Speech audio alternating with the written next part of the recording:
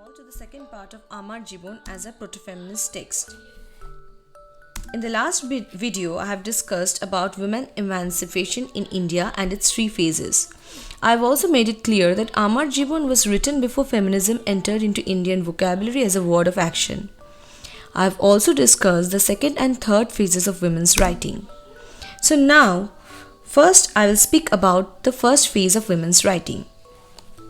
The first phase of women writing presents the contrary position of the women writer because she is stuck between her effort to remove restraints on one hand and on the other hand she also presents a kind of internalization of the patriarchal values. This is the phase where, in the words of Showalter, women wrote in an effort to equal the intellectual achievements of the male culture and internalized its assumption about female nature. Thus, we may say, in context of AMAR JIBON, that AMAR JIBON as women's writing has the features of the phase that Showalter refers to as feminine. Now, this contrary position of the writer Rassundari Devi is also something that qualifies this text as a proto-feminist text. So, as a proto-feminist text, the text shows the following traits, as you can see in the screen. On one hand is the trait of internalization of patriarchy. She is someone who is very much happy in her attempts and in her success in maintaining the image of Griha Lakshmi. She is sacrificing her happiness, comfort for children and the household. But in the entire text, we do not get any point where she is complaining about this or she is considering her sacrifice as sacrifice. She is considering her sacrifice as her happiness and also her duty. She is considering this sacrifice as the virtue which she has been taught since childhood. In spite of the fact that she has left her parents' house, she shows a kind of complete acceptance of her in-laws and their house as her own, without any regrets. She is not complaining about the household duties that she has to do, neither is she complaining about her in-laws. She is never complaining anywhere.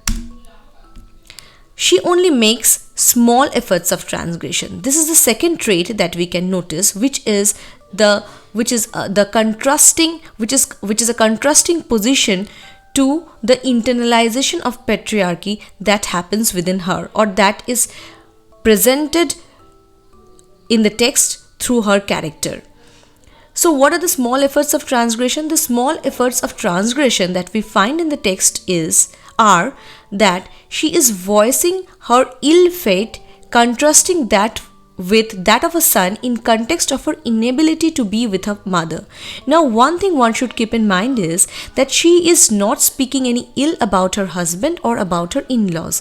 She is just saying that she is ill-fated for the fact that she is a daughter. She is not actually personalizing this thing, but she is holding fate responsible for this thing, and she is presenting her sadness regarding this. The second effort of transgression is her desire to read and all the related attempts that she makes.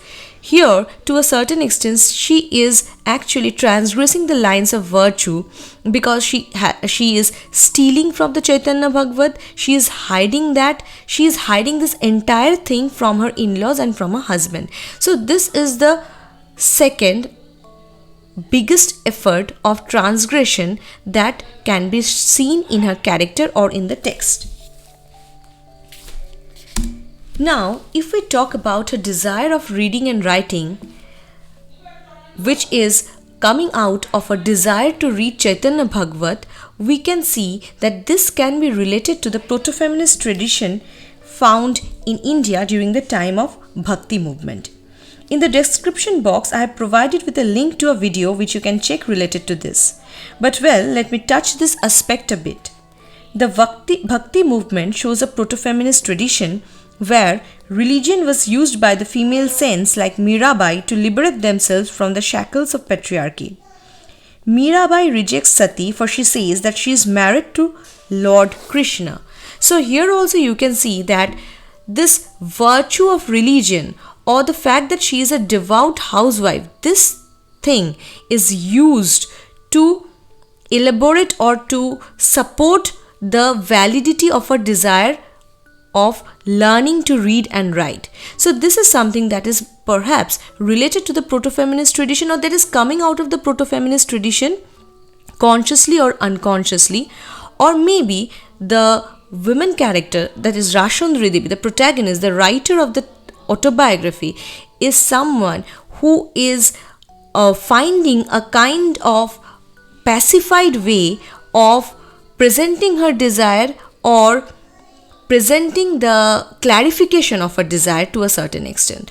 So this religious aspect related to the desire of writing is also related to the earlier tradition of proto-feminism in India. So now, hence, we can sum up that AMAR JIBON is a proto-feminist text. Here in the screen you can find the reasons which make this a proto-feminist text.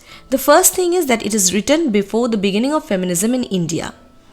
The second is that text does not attempt to reverse stereotypes or claim equality.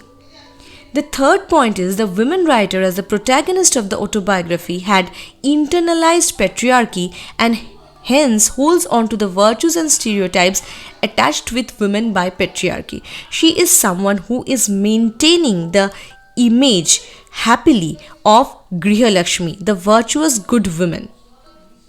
She is a transgressor in context of a desire to learn reading and writing, and in the way she attempts to do so, also she is somewhat transgressing the norms set for her.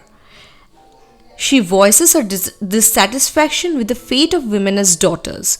So we see that in spite of not being a very loud voice claiming equality, she is someone who is oscillating between the desire for liberation on one hand and on the other hand for the maintenance of the image that patriarchy wants her to maintain.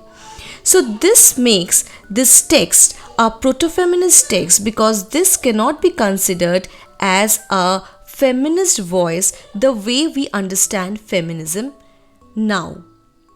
Thus, this ends the lecture or our discussion on proto-feminism. Thank you all for listening and watching.